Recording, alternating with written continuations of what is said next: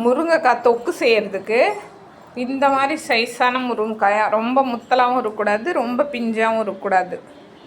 இந்த மாதிரி முருங்கைக்காய் எடுத்து நல்லா நீல வாக்கில் கட் பண்ணி எடுத்துக்கணும். ஒரு 12 முருங்கைக்காய் எடுத்து கட் பண்ணி எடுத்துக்கிறேன். நான் கட் பண்ணி எடுத்து இதை நல்லா கழுவிட்டு ஒரு குக்கரில் போட்டு 3 விசில் விட்டு எடுத்துக்கணும். கொஞ்சமாக தண்ணி ஊற்றிக்கணும். அடியில் ஒரு 1/4 ஸ்பூன் மஞ்சள் பொடி போட்டு மூடி 3 விசில் விட்டு எடுத்துக்கலாம்.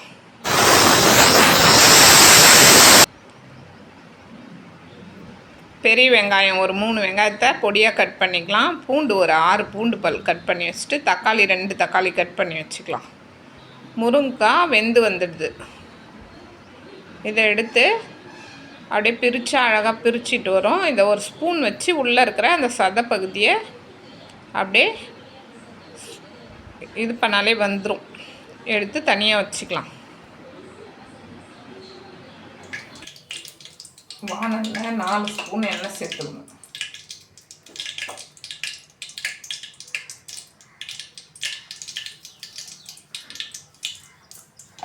எண்ணெய் நல்லா காஞ்சதும் 1 ஸ்பூன் கடுகு சேர்த்துக்கணும்.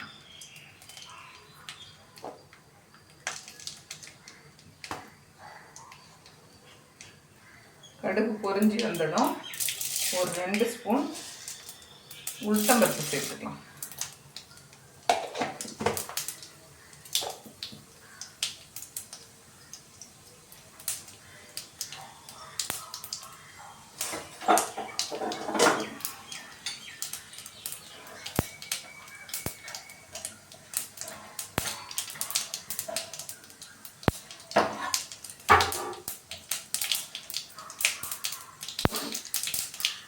கடுகு உளுத்தம்பருப்பு நல்லா பொரிஞ்சு வந்ததும் கட் பண்ணி வச்ச ஒரு 3 பெரிய வெங்காயத்தை சேர்த்து நல்லா வதக்கணும்.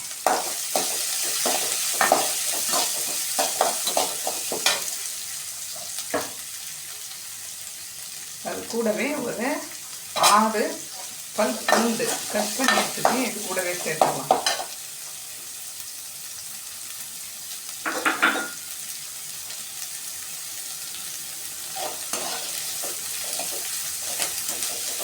வெங்காயம் போட்டு நல்லா வதங்கி வரணும்.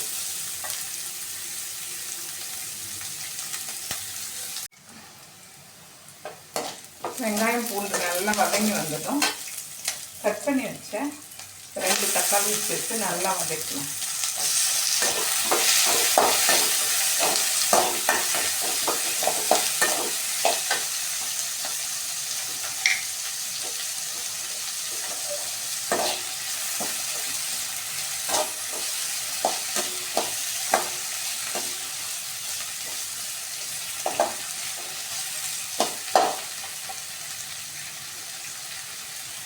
தக்காளி வதங்கும் போதே 1/2 ஸ்பூன் உப்பு சேர்த்துக்கலாம். சால்ட் உப்பு.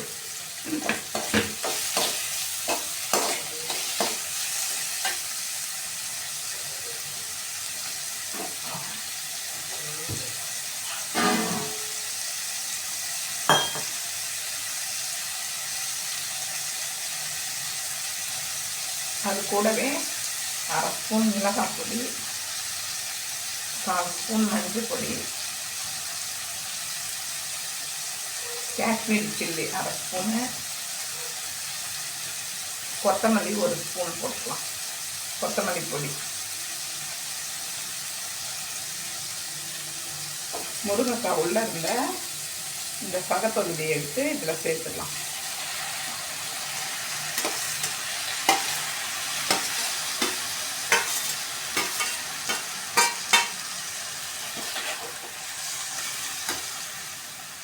இதுக்கு ஒரு 1/2 கப் தண்ணி ஊற்றி நல்லா வதக்கி விட்டு வேண்டியதுதான்.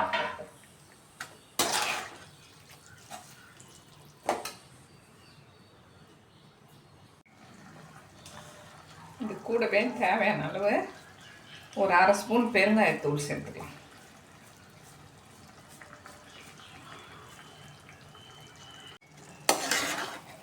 முருங்கைக்காய் தொக்கு கொஞ்ச நேரம் தான் வேணும்.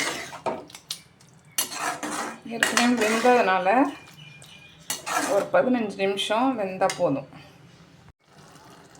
இந்த தொக்கை சாதத்தில் போட்டு சாப்பிட்லாம், பிசைஞ்சு இட்லி, தோசை, சப்பாத்தி எல்லாத்துக்குமே தொட்டு சாப்பிட்றதுக்கும் சூப்பராக டேஸ்ட்டாக இருக்கும்.